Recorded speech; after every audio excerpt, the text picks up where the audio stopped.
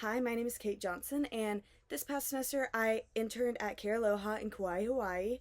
Um, During this internship, I basically was just a storekeeper, opened and closed the store, made sure everything was in stock, and helped contribute merchandising ideas with my manager. I scored this internship by finding this online, submitting a video, and then getting an interview position, and I got the job. And what I enjoyed most about my internship was just all the people who I got to meet because there's so many people from around the world who visited the store. Three of the things that I learned during my internship was to really be bold in sales, um, and you also have to cater to each person's specific needs, and just working hard pays off.